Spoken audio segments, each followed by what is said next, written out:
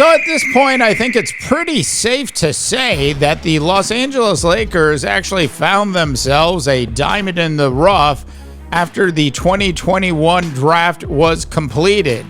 In other words, they went out and brought in an undrafted player in one, Austin Reaves, who has been just absolutely making a massive leap forward so far this season, to the point that people are actually talking about Austin Reaves as a potential all-star this year. Hey, welcome back to the NBA Rundown. As always, North America, I'm Dave Dabbah. I provide daily NBA news, stories, trade rumors, trade reports, and of course, a little bit of commentary. And occasionally I get lucky and I mix in some sarcasm along the way. Please go ahead and subscribe. We're 2,500 plus subscribers in, and the channel is growing nicely. And of course, if you like this video, go ahead and like it. All right, so Austin Reaves is our topic today. He has clearly made a massive leap forward, so much so that I'm going to ask you this question.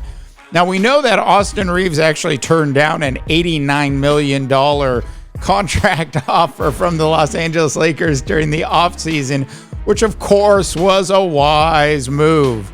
I want to know what your thoughts are on how much is Austin Reaves ultimately going to get paid by the Los Angeles Lakers when he actually does go ahead and renew or actually create a contract extension with the team. Go ahead and drop your comments in. I want to know what your thoughts are. How much is Austin Reaves at this point worth per season? I have him somewhere between 40 and 42 million.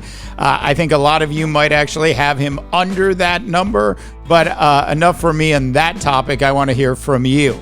Now, taking a look at what Austin Reaves did over his last 5 games is quite impressive until you realize he did it against the Pels, the Mavs, the Clips, and the Jazz. So in other words, the Los Angeles Lakers, who are in second place in the Western Conference, haven't really played anybody terribly difficult over the last week and a half, and certainly that's going to change. But I don't want to take anything away from the performance that Austin Reaves had last night in Los Angeles. Of course, LeBron didn't play. Austin put up 33 points in the game. He had 5 rebounds and 8 assists in the game as well. 1 steal, and even figured out how to get off the ground for a minute and get a block shot in the game. One of the big running jokes in Los Angeles with the Lakers this year is a competition between Batman, which of course is Luka, and Robin, which of course is Austin, and who can dunk the ball more this season. So far, I think Austin is up 2-1 over Luka. That being said, just looking at how well Austin has played, and if we take a look back at what he's actually done throughout his career at this point, it is safe to say that Austin Reaves has done a fabulous job improving year over year. I mean, just look at this. Diamond in the rough. Remember, diamond in the rough. He has gone from 7 points, 13 points, 16 points, 20 points, and is up to 28.8 points per game so far this season. Now look, I know, you're like, Dabbah, but the season just started. Look, we're closing in on a quarter of the way through the season, and yes, it is early, but when you watch, and if you actually pay attention and do watch some Los Angeles Lakers games, one of the things you know about Austin Reaves is that he's very good at creating his own shots. There are 2 kinds of players in the NBA. There are those players that need you to actually pass them the ball so that they are open so that they can shoot.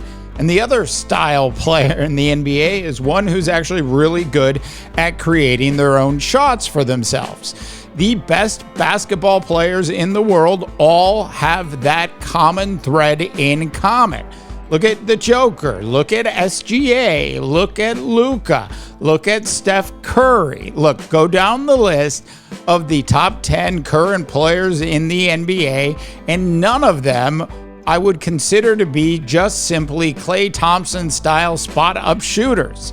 There is a reason Klay Thompson's numbers have completely tanked at this point, because as he skis down the backside of Career Mountain, he's not able to actually create his own shots anymore at all. Now, no ripping on Klay on purpose. It's just fact of sort of where we're at.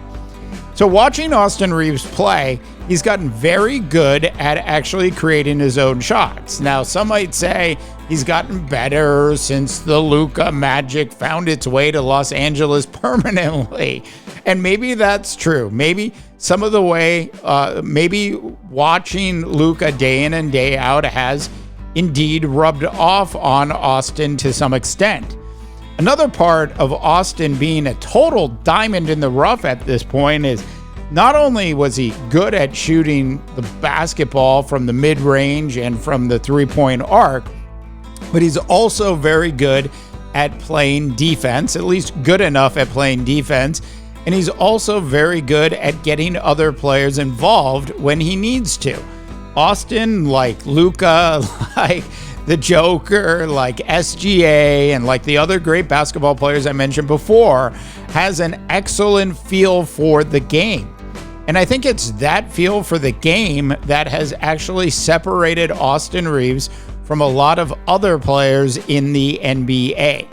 Now, look, there's been a ton of undrafted players in the National Basketball Association over the years, and there's been a couple handfuls of truly successful undrafted players in the NBA.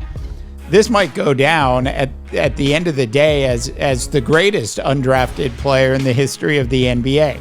We've got a long way to go on that, but watching the way Austin has been playing so far this season, it's as clear as water being wet that Austin at this point deserves to actually be an all-star. Now, the all-star competition, as we know, is certainly complicated, and it's difficult to actually figure out whether or not Austin would actually get enough votes to actually get voted in on the vote section of it all. But from a coach's perspective, a media perspective, and a fan perspective, watching a guy who went from being undrafted to actually turning into a player that is currently basically a quarter of the way through the season, averaging 28.8 points a game, is nothing short of actually spectacular. Now, at the beginning of the podcast, I asked you a question. I said, how much would you be willing to pay Austin Reaves in his next contract? And I'm showing you right now what he's currently making.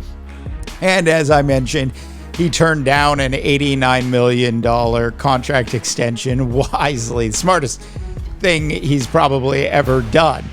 That being said, how much would you be willing to pay Austin Reaves? Now, I think the most that he could make is $241 over 5 years. So I think Austin's going to end up with somewhere, as I mentioned earlier, somewhere between 40 and 42. Love to know what your thoughts and opinions are. And if you were Rob Pelinka, the general manager of the Los Angeles Lakers, outside of going out and getting another big man for a playoff run this year, because that's one of the things they need to go do, how much would you actually be willing to pay Luka Doncic to pay Austin Reaves to keep this new duo of Batman and Robin together? Love your thoughts and opinions. Want to thank everybody so much for tuning into the NBA Rundown. As always, North America, I'm still Dave Dabbah, wishing you all a tremendous rest of your sports viewing day.